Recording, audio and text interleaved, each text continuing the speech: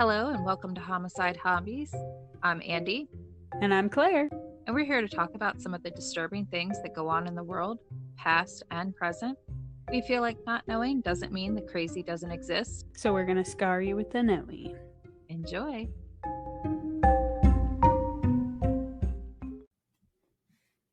So, what do you got for us today, Claire? Today, we're headed to a place that's nicknamed the Land of the Midnight Sun.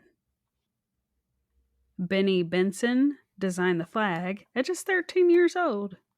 Germany. There's one person for every square mile. I have no idea.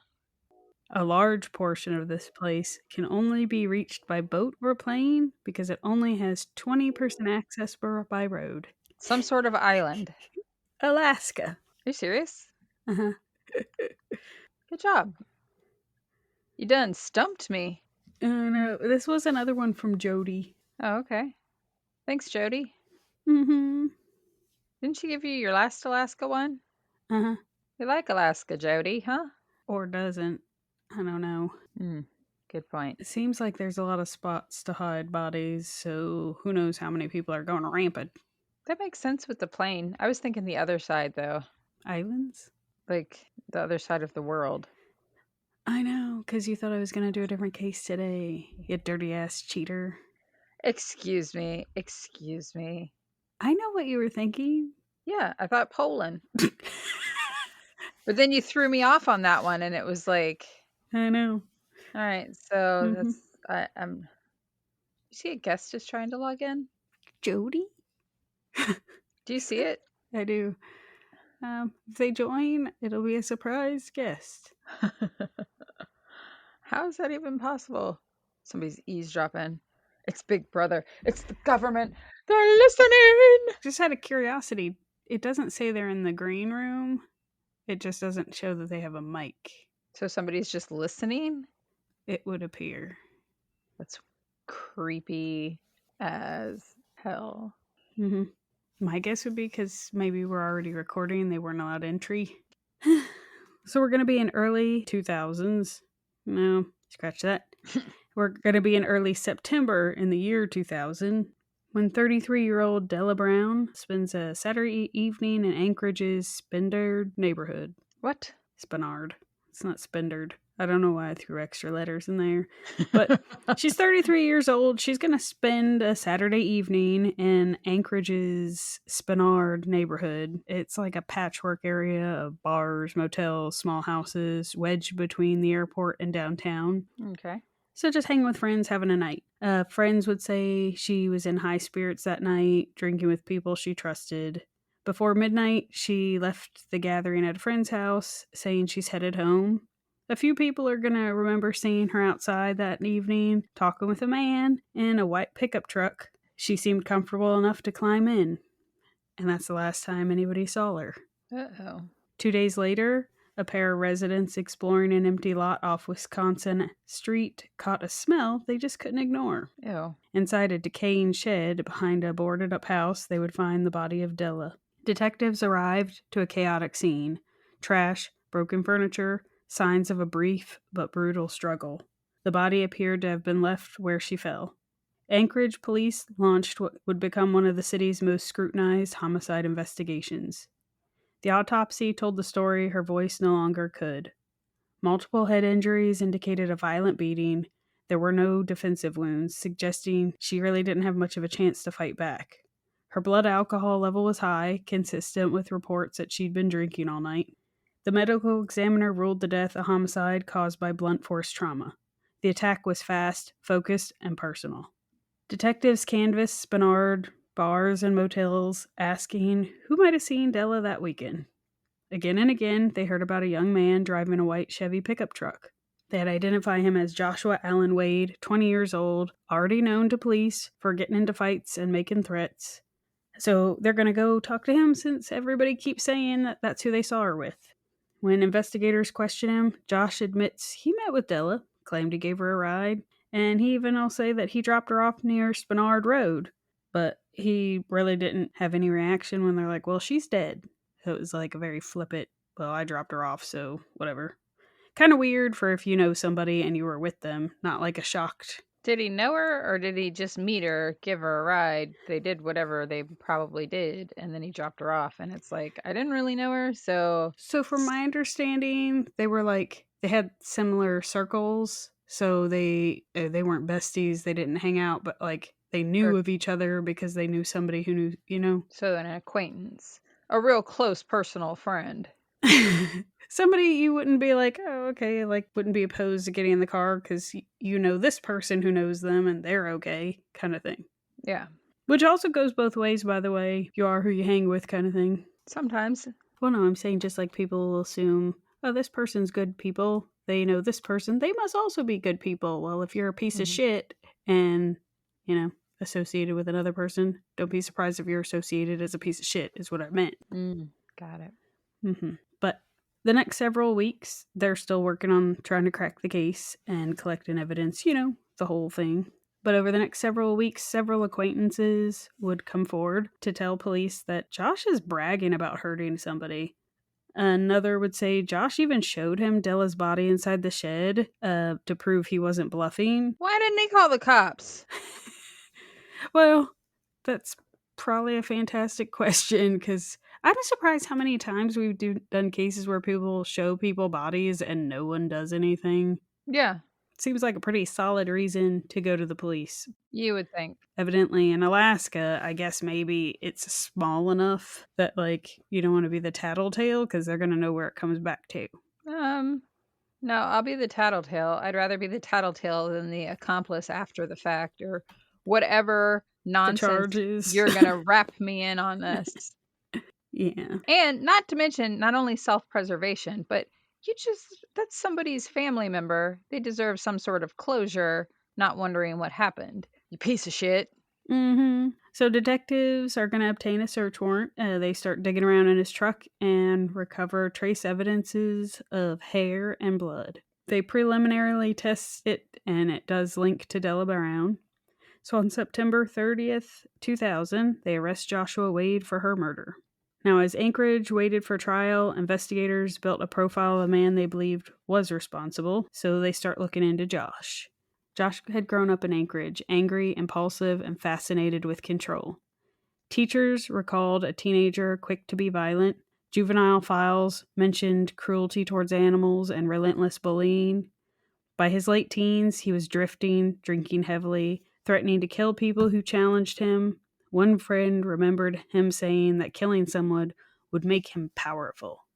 Which, by the way, I never had a friend that was like, I need to kill somebody so I can be powerful. No. I feel like we're like, oh, right. I've never.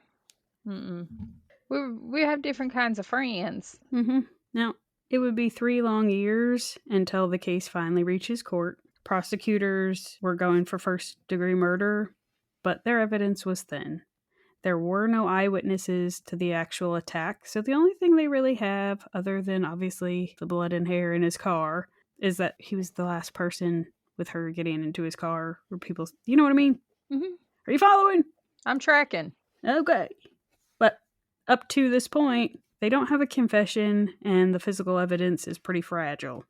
A blood sample from Josh's truck also happened to be misplaced for several weeks in the police evidence room before being located again, which is going to allow the defense to argue contamination. Of course. Not only that, but the state's key witness, Jason Atkinson, who had originally told detectives that Josh had bragged about killing a woman and then showed him the body. He took it back. On the stand, he collapses. He contradicts his earlier statement, also appears intoxicated, and evidently said he wasn't sure what he'd seen, and 2 other witnesses refused to testify and reportedly said they were threatened. But I don't know, if you have somebody in jail threatening somebody, I feel like they're already in jail. How far is his reach? But you got this jackass who manages to testify, but he's drunken and kind of backpedals. And I don't know how you can say you saw a body and then say you don't know what you saw. Yeah. Was it a body or wasn't it a body? So evidently his waffly nonsense made the jury head scratching. I don't understand how you can. I wish they would press charges against people that do garbage like that. Yeah. No matter what. Whether it's you were lying the first go round when you said you saw something, or you're lying now. Either way, you're committing perjury. Charged. You tell us which story you want to stick with, because you're getting charged with one or the other. Well, because like we've seen, like with the case that I did with the 2 little girls, when the girlfriend lies and says the sweatshirt that was found with their bodies wasn't her boyfriend's on the stand, and he goes free and then attacks some other little girl, you allowed him to walk. So if this person's lying saying he saw a body and the killer's really out there, that's messed up. And if this guy really did it and now he's lying, he's going to walk, and that's messed up. So either way, don't be a lying sack of shit, cuz you let the real big pieces of shit walk free. Yeah. And that's Andrea's input. Join us next time for my tirades. Well, so it should be surprising that by the time they reach closing arguments, the prosecution's case looks a little waffly. A little? Yeah. They have nothing. They have contaminated evidence and a bunch of liars up on the stand. So the jury's going to deliberate for days, divided between instinct and evidence. Several days later, they would say they believe Josh was guilty, but the proof didn't meet the standard of beyond reasonable doubt. So the verdict's going to come back not guilty of murder. What? The jury convicted Josh only of evidence tampering and hiding or moving the body, so he'd be charged with the lesser unrelated assault charge. What? So his total sentence will be 6 years, and mind you, he sat in jail for 3 waiting trial. Ugh. Now, when the verdict was read, Della Brown's mother stood in the court and said, "You let him walk, and he'll do it again. He'll kill another woman. You'll see." She's right. Josh just smiled as deputies would lead him out. Because he knows she's right. Mm-hmm. He just literally got away with murder. Josh served his short term quietly and was released in 2007. That's terrifying. It's fucking terrifying. He was 27 years old, free and unchanged. He moved into a rental house on Anchorage's west side, not far from a nurse practitioner named Mindy Schloss. Poor Mindy. She was kind, reliable, and 52 years old. When Mindy didn't show up for work on August 3rd, 2007, people noticed immediately because Mindy was dependable, punctual, deeply committed to her patients. She wouldn't just vanish without warning. Concerned friends immediately went to her house. They found it quiet, the front door even locked, but her car, a red Acura Integra, missing. They immediately call police and a missing person investigation begins. Detectives pull bank account information and something devastating emerges. Her ATM card was being used after she had been reported disappeared. Surveillance footage would show a white young male with a baseball cap pulled low withdrawing cash. Definitely not Mindy. That's got to be scary. I know the police don't find it scary, but if family members are obviously shown, like, hey, do you have any idea who this might be? Yeah. Well, it's the scary level of somebody has her pen. Right. So, and that's not somebody we know. Now, hours later, police are going to find Mindy's car abandoned at the Anchorage airport. At first, it could have suggested she had flown somewhere, but her friends immediately dismissed that idea. Mindy was frugal. She always arranged rides or used cheap long-term parking options, so paying inflated airport rates was completely out of her character, as was just up and disappearing. And as is some random young white dude using her debit card. Right. So all of that mattered. So in missing person cases, detectives build a behavioral baseline on how a victim typically travels, spends, and behaves. And when something suddenly deviates from that baseline, especially in an illogical way, it's considered an early red flag for an abduction. And there's a reason offenders use airport parking lots. As you would think, they're chaotic, camera coverage is pretty thin, and vehicles easily blend in to thousands. It creates a false narrative, a misdirection that buys the offender time of maybe they left. So detectives start canvassing the neighborhood. That's when another chilling detail emerges. Mindy's recent next-door neighbor was none other than Joshua Allen Wade. He was already known to law enforcement from his previous charge, even though he wasn't convicted. But in that area, every person in law enforcement knew that case because it was fucked up. Yeah, they knew they had their guy, and he got away with it. For sure. I mean, he didn't get away with it, but he got away with it. And it has to be embarrassing. Yeah. It was botched so bad that somebody who was brutally murdered has no justice. So, meanwhile, investigators deploy scent tracking dogs using the scent from the ATM keypad. The dogs follow a trail through the neighborhood and it ends at Josh's property line. Of course. With mounting suspicion, detectives go to talk to Josh. But when they knock on his door, Josh is gone. Lights off, house empty, too empty. That disappearance escalated everything. Within hours, the Anchorage Police Department and the FBI hold a public announcement naming Josh a person of interest and urging citizens to call with sightings. Now, as usual, tips are going to flood in. One tip, however, will stand out. A woman will report that Josh showed up at her property asking for a ride. So officers are going to skedaddle on over there. Officers are going to trace that lead to a nearby home and quickly discover Josh had taken two people hostage, a brother and a sister, inside their residence. Oh, A tense, right? A tense standoff begins. Negotiators worked urgently to protect the hostages? After hours of pressure, Josh surrendered peacefully and was taken into custody. Now, even with Josh behind bars, Mindy's still missing. That's sad. What's the point in taking hostages if you're just going to surrender? So he ended up being able to talk to an attorney, and I think they were like to negotiate his stand down kind of thing. Yeah. And I think they were given the advice of, you hurt them, your goose is cooked. Right now they just want to talk to you. True. Because I'm assuming the attorney doesn't know that he done killed poor Mindy. Well, you know how some attorneys are, it don't matter. They don't want to know. They're going to defend you because Well, yeah, but I'm just saying, like, when they're giving him advice, it's on the, as of right now, you just broke into these people's house and held them hostage. yeah, you look real bad. I'll get you out in 30 days. Mm-hmm. So search teams expand outward from Anchorage by day 11 on September 13th, 2007. I wish I could say the search team founder, but unfortunately, a municipal worker conducting survey work in a remote wooded area is going to stumble on a partially burned body. Aw, DNA would confirm it was Mindy, poor Mindy. and the trail of evidence leading to Josh is overwhelming. You have the ATM surveillance, the scent trail that led to his door, her sudden disappearance, the hostage standoff that looks pretty bad. Pretty bad? I don't know anybody who's like, hey, the police want to talk to you, so you go and hold hostages. What exactly is that going to do? That was my question of what. It doesn't make any sense to me. Mm-hmm. But prosecutors would prepare to take Josh to trial. But Josh had a much bigger problem: federal law.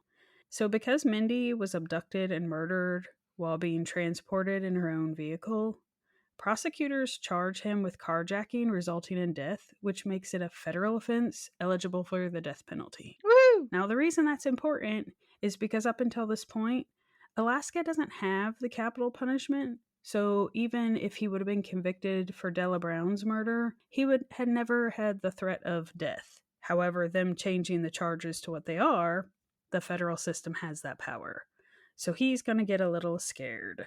Don't do the crime if you can't do the time, or the injection, or the zapping, or whatever you choose. Or the firing squad. He should be trampled by moose. Now, facing that possibility, Josh's bravado cracks. Prosecutors offer him a deal, plead guilty not only to killing Mindy, but also the long haunting murder of Della Brown, and they'll remove the death penalty from the consideration of his sentencing. And in early 2010, Josh accepts. He stands in court, admits to both murders, and received life sentences with no possibility of parole.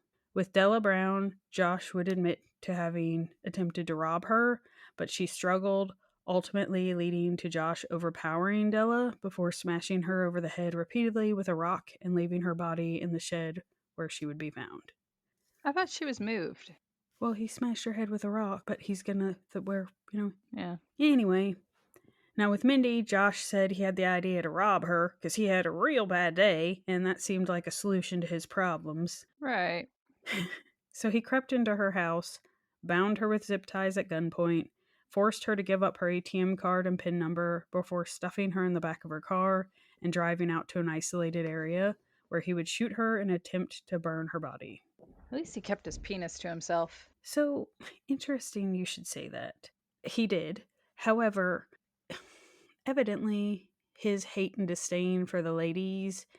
He's gay. No, so his mom, I guess when she would go and leave him with somebody to watch him, when he was 5, whoever was watching him was diddling him. What? So that's where they're going to pin all the, like, his hostilities towards the women. That doesn't even make sense. How does a Dude. woman have sex with a 5-year-old? Well, she wasn't. She was probably just doing the touching. Is he sure she wasn't cleaning the poop off his junk when he shit his pants? Oh, Andrew, that's disgusting.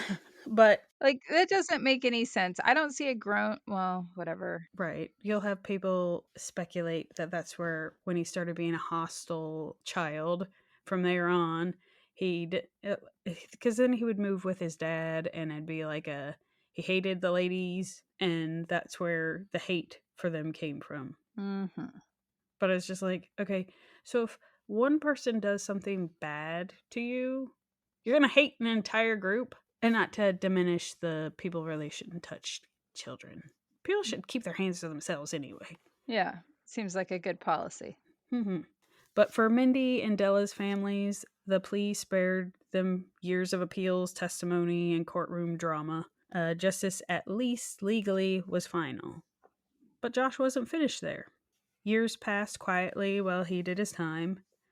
Then in 2014, Josh decides to reach out, requesting a meeting with the state and federal investigators. He hinted at something darker: other murders. His price? He wanted to transfer out of Alaska's prison system to a federal facility in Indiana, far from inmates who knew exactly who he was. He got tired of getting spanked in the shower. I figure. Now, once guaranteed that safety, he would begin to talk. Josh confessed to 3 additional killings. John Michael Martin, who was 38 and was found shot to death in 1994. 1994? Mm-hmm. That Josh would have been Like 14. Yeah, that's Yeah. All right. And I'm gonna butcher Henry's name, but Henry Ogtawaruk, who was 30, and he was found dead in an Anchorage motel in 1999. And then a third man who's still unidentified and was killed the same night Della Brown was. Apparently, Josh brought someone to show the body to, and according to him, the guy freaked out. Imagine that. So he knocked the guy out, threw him in the trunk, and went for some drinks. Then when he was done, the guy was banging and making noise in the trunk, and he didn't really know what to do with him. So he drove out to a secluded area, pulled him from the car, and stomped on his head. Oh. Took the man's clothes off, then shot him twice in the head. So I'm not trying to be pervy in any way, but if he's claiming a woman touched him inappropriately when he was 5, that's why he hated the women. These are men. Yeah. Mm-hmm. And they all seem to be naked or in some sort of undress. Yeah. So is it possible that he was struggling with where to put it? Uh-huh. Mm-hmm. And that might be where his hostility is coming from. He's an angry, confused. I didn't want to throw that shade on victims, but it seemed to me like maybe in his family, and I don't know this, it's just a guess, that maybe it wasn't accepted for him to be gay, but since he hated the ladies so much, he was like, that sounds like it, dabbled in gay activities, and then had regrets and hostility and self-loathing and took it out on his victims. Mm-hmm. Yeah, that's what it sounds like. Very fucked in the head for sure. In a jail interview, Josh explained one killing coldly and calmly. I drove out to the valley, found a spot, took the guy out, shot him in the head twice. And when asked if he considered himself a serial killer, Josh snapped, absolutely not. Quit reading books. Oh. Maybe read a few more there, feller. Mm-hmm.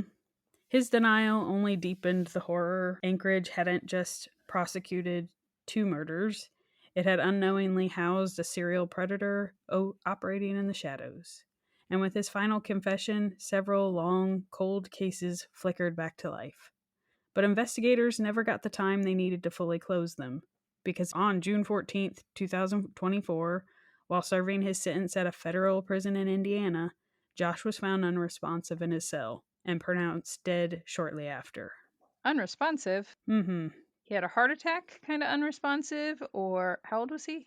40s, 50s at this point? 40s? Are we talking strangled by a cellmate, strangled by his sheets, strangled by his panties, They don't say. heart attack? He's just dead, along with all the cases and any remaining justice to have ever been had. That's sad for the victims' families. Mm-hmm. Because it's like they brought all this back up, waited 10 years to try to do anything. Because the way I'm sure they looked at it, they have a lot of open active cases, and he's not going anywhere. They've got time, and then he's just dead. He's a piece of shit. I think it's funny he needed to get moved to Indiana. I hope somebody murdered him rather than him somehow figuring out a way to kill himself. But I don't know. I did think it was funny that he wanted to be moved so he was safe, and Yeah. then he wasn't safe. But I think, again, he's a piece of shit. And how much of a piece of shit do you have to be that even surrounded by other pieces of shit, you're still the top piece of shit or the bottom? I don't know what the ranking system is or which one's worse, but like, you're still the worst of the worst. I think he's got the pedophile killer. Oh, yeah. Well, yeah. Maybe he died like your lady in our first episode. Choking on a dick? He choked on a sausage. Probably. That's why I'd be curious to see what he died from. Natural causes? Are we talking like he had pneumonia and his lungs just stopped working? Are we talking like Because something went down the wrong tube? his lungs were filled with jizz instead of mucus?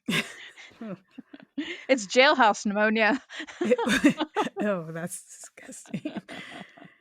Put that in Urban Dictionary. Andrea started it. Woohoo! Well, there is fluid buildup. Oh, that's disgusting. I'm glad. He's dead. Well, It's mixed feelings because there's going to be no closure. I was going to say for Della Brown's mom. I'm sure she's pissed, rightfully so. At least the son of a bitch that killed her daughter finally got put away. Yeah. She finally got some sort of closure. It's terrible. How long was he out before he attacked the nurse? I want to say just a couple months. It wasn't long. It wasn't like he was out behaving himself. Yeah. He's a real piece of garbage. Mm-hmm. The world's better off without people like that. And what the fuck, Anchorage? I don't know. Thanks for that, Jody. Yeah, it was... The Alaska cases were dark. That's the sun. Or lack of it. Uh-huh.